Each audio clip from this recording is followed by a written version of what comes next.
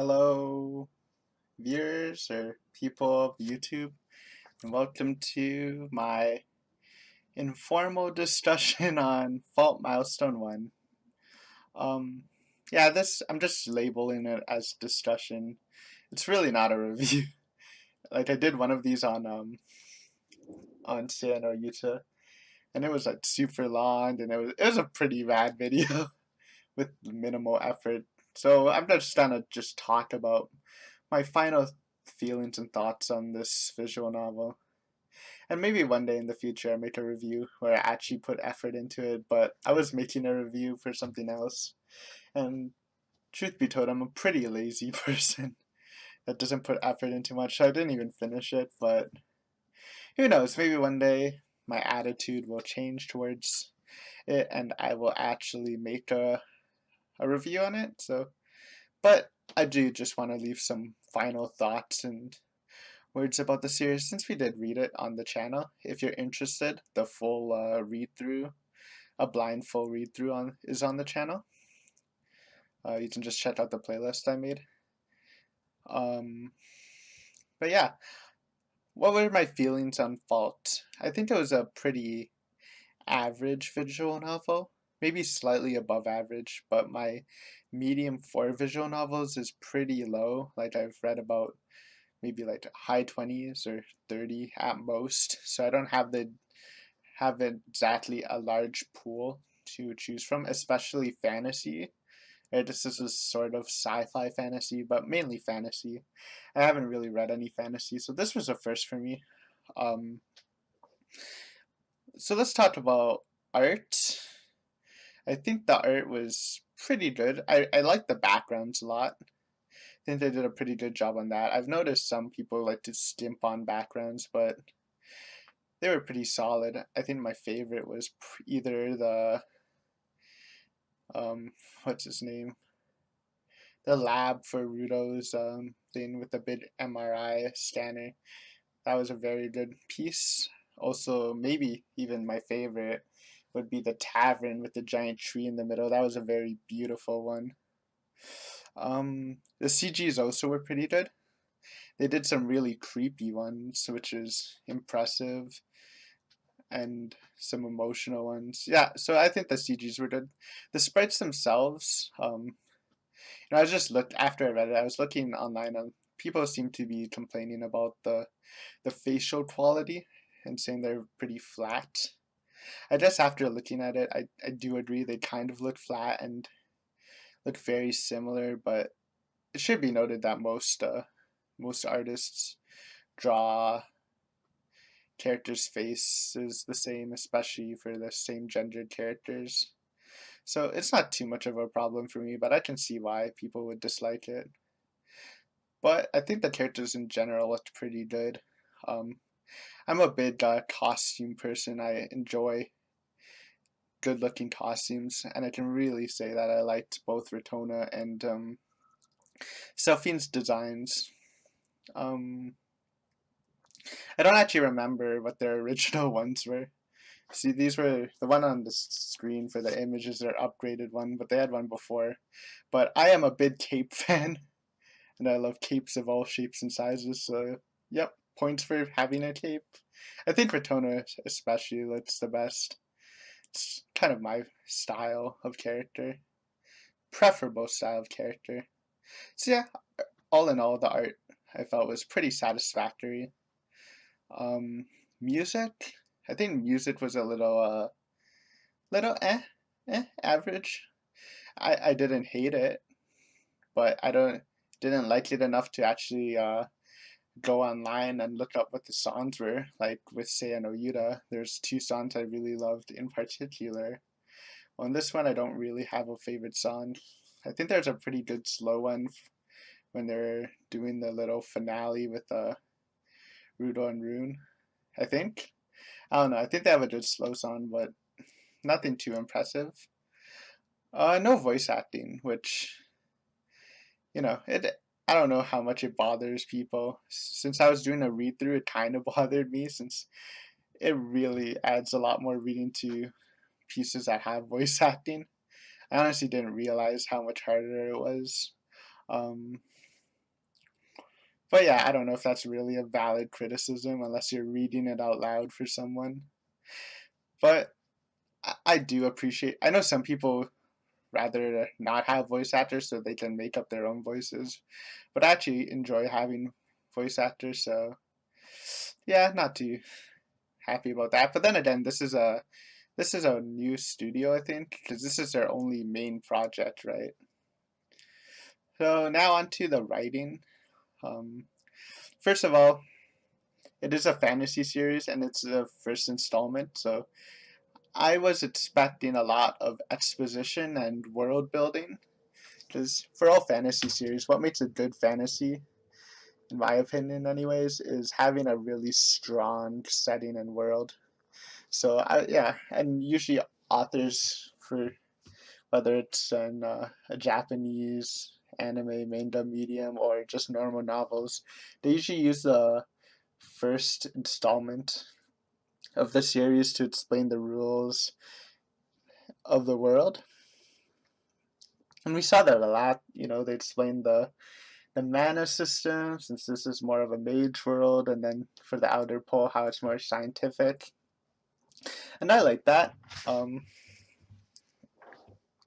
but if you're reading it as a piece of literature, it would usually take off marks because exposition usually isn't something that increases the quality of the story. It's just more of a necessity more than a quality thing. And yeah, so there's a lot of that, a lot of interactions, not a lot of fighting. They really kind of built it up with the prologue, or not even the prologue, the very first scene, where they had a pretty cool fight. And that was pretty much the only fight in the series. We get like a little scuffle at a bar. But other than that, it's probably about maybe 30, 40 minutes out of the 10 hours I played with fighting, which is kind of strange. I mean, not all fantasy has fighting, but if the first scene is about fighting, you kind of expect more of it into a series. But we didn't really get that. And yeah, but we got a lot of like just traveling and, well, not even traveling, just talking and building relationships. And I do think it was a little tame. Some might say even boring. Um, though I am a person who doesn't require a lot of fighting. I don't. I didn't mind all the talking and stuff, but I don't think it was a very exciting first installment. Anyways, um, obviously the best, like even the climax, right? The climax of the story was an emotional climax, not a fighting climax, which is good. I love emotional climaxes, but I think for the general public who would pick this up, expecting a cool fantasy with like magic battles and stuff, probably wouldn't be too happy with it. But I loved it. If you see the video, I almost cried. I was almost on the verge of tears. I don't know if you could hear it in my voice, but I held it back. um, but yeah, just a very tame. Even for someone like me, I wouldn't mind a little bit more fighting. Throwing a couple more scenes would be cool, but it's alright. The characters themselves, I think they're pretty standard. I liked Ratona. Ratona was definitely my favorite character, I think, with her kind of serious personality, and she had those kind of derpy moments too that were almost embarrassing, like.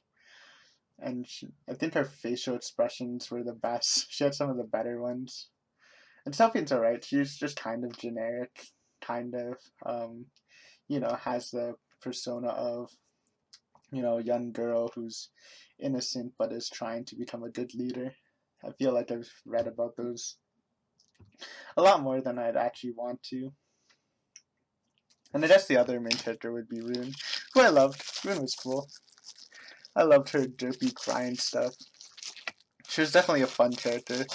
Like the whole like it's kind of weird. You get this story about they kind of said it like, all right, we need to return to our home country, but pretty much the whole story was just a rune recruitment arc, getting a new member to our party.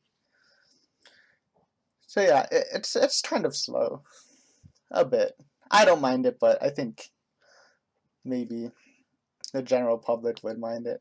I don't know. I was just checking some reviews. Some of them I don't agree with. A lot of them they're like, "Oh, this game has no choices, and that's all the whole point of visual novels, right?" And I mean, I completely disagree with that. I actually prefer kinetic novels with no choices over choice ones, anyways, just because I actually want to read the story without dead ends and stuff.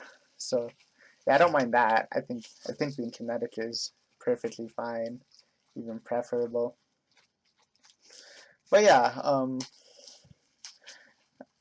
like I just think it's a pretty average read.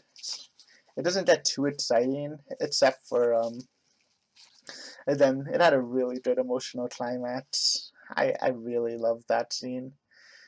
It's just it hits you with scene after scene after scene for like 30 minutes with just really depressing subjects. And Rudo's character development was great as a side character. I will probably won't see again. Maybe he'll appear in the last segment, but he was great as a character. Seeing his character change from you know business, kind of a business tyrant even, to kind of almost a love. He's still a business tyrant, but he's also kind of a loving brother. But yeah, I think it was pretty average, like I said. But this is a series. There is a sequel out, and a prequel coming this year or next year. I don't know. It's either coming this year, and then another sequel is coming out next year. So it's obviously had enough popularity to spawn multiple copies, which is good. Like I said, I'm pretty sure this is an indie company because they only have this series under them. So good for them. And the good thing is, since they did so much exposition on this one, they probably won't have to put too much in the next one. And the last exposition scenes tend to make a better story quality in all. Um, that's a train. I live next to train tracks. Sorry about that. Hopefully we won't get any more. Anything else? Maybe I think the quality of this, not the story, but of the program itself, the menu was pretty nice. Oh, you fucking kidding me? That's embarrassing. Hold on. We'll be back. Okay, sorry about that. Phone ringing, trains passing. It's like they're trying to ruin this recording when we're almost done. Anyways, what I was trying to say is, I think the extra stuff they put in, like through the menu, looked really nice, and I really love the encyclopedia they gave. I think, which gave like the definition for some terms, which they do explain in the story, but having it written in a separate place where you can check up anytime is really really good touch, especially for a fantasy series that has has a lot of different terms. It even has I think it has a pronunciation, how to pronounce it, which is very nice. And I really do love it when fantasy series does that, and I feel like not a lot of them do that. Obviously, I haven't read a lot of fantasy visual novels, but just in general for other novels, I think more should try to do that because it was very helpful. So yeah, um, yeah, I'm stumbling on my words. My flow was distracted from having to take that quick break.